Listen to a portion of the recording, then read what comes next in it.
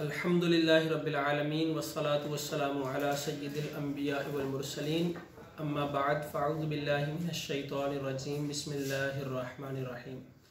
मोहतरम नाज़रीन, हम रमज़ान मुबारक की बाबरकत घड़ियों में रोज़े के मसाइल की किस्त नंबर 2 लेकर आपके पास हाजिर हैं। तो सबसे पहले हम आपको ये बताएंगे कि रोज़े में इंजेक्शन लगवाने का क्या हुक्म है। बाज़ लोग पूछते हैं और समझते हैं कि रोज़े में इंजेक्शन लगाने से रोज़ा टूट जाता है। तो याद रखें कि रोज़े में इंजेक्शन लगाने से जो कवी दलाइल हैं वो यही है कि रोज़ा नहीं टूटता। बाज़ उलमा कहते हैं कि रोज़ा टूट जाता है, लेकिन जो कवी दलाइल हैं वो यही हैं कि रोज़े में इंजेक्शन लगाने से रोज़ा नहीं टूटता, चाहे वो वेन में इंजेक्शन लगवाया जाए या फिर वो गोश्त में इंजेक्शन लगवाया जाए। दूसरा मसला ये है कि रोज़े की हालत में खुशबू लगाना या खुशबू सूंघना, इसका क्या हुक्म है।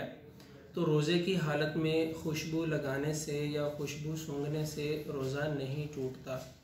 अलबत्ता अगर किसी ने खुशबू वगैरह की भाप ली तो इस सूरत में, और वो हलक से जानबूझ के लिए वो हलक से उतर गई, तो इस सूरत में फिर रोज़ा टूट जाएगा। इसी तरह रोज़े की हालत में आजकल ये कोरोना के मसाइल की वजह से बाज़ लोग जो है वो भाप ले रहे हैं, यानी मेडिसन के तौर पर उसमें कुछ मेडिसन डालकर भाप लेते हैं कोरोना से बचाव के लिए। तो रोज़े की हालत में मेडिसन डालकर भाप लेने से भी रोज़ा टूट जाएगा। इसी तरह एक बहुत ज़्यादा अहम मसला वो ये है कि क्या अज़ान जब तक होती रहे तब तक सहरी का खाना पीना जो है वो जारी रखा जा सकता है या नहीं रखा जा सकता, और इसके बारे में जो है वो मुतअद्दिद अहादीस भी वायरल हैं। तो याद रखें कि ये जो अज़ान होती है, हमारे यहाँ जो मुरव्वजा अज़ान होती है, ये अज़ान फ़जर होती है, नमाज के लिए होती है। जब अज़ान शुरू की जाती है तो उस वक़्त सहरी का वक़्त ख़त्म हो चुका होता है।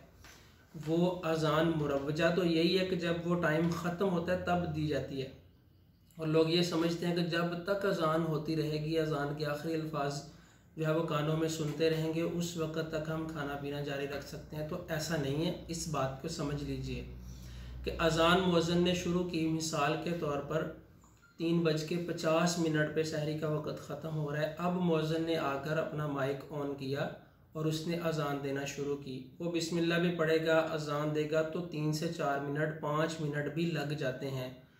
तो 5 मिनट हो चुके हैं, यानी 3:55 पे वो जाकर अपनी अज़ान ख़त्म कर रहा है, तो 5 मिनट हो चुके हैं सहरी का वक़्त ख़त्म हुए।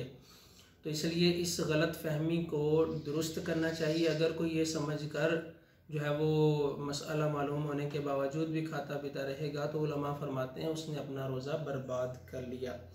इसी तरह आखिरी मसला हम आपको ये बताएंगे कि रोज़े की हालत में अगर किसी का एक्सीडेंट हो जाए, अल्लाह मुआफ़ करे, या फिर चोट वगैरह से खून निकल आए, या फिर किसी टेस्ट के लिए खून निकलवाया जाए, तो इसका क्या हुक्म है रोज़े की हालत में। तो याद रखें कि रोज़े की हालत में चोट वगैरह लगने से खून निकल आए या फिर जो है वो टेस्ट के लिए खून निकाला, तो इससे रोज़ा नहीं टूटेगा, क्योंकि रोज़ा वो जोफ़े मैदा में, यानी मैदे के अंदर कोई चीज़ जाने से रोज़ा टूटता है, ना कि जिस्म से चीज़ बाहर निकलने से रोज़ा टूटता है। अल्लाह तबारक व तआला हम सब को माह गुफ़रान की खूब बरकतें अता फ़रमाए। आमीन बिजाहि नबील अमीन सल्लल्लाहु अलैहि वसल्लम।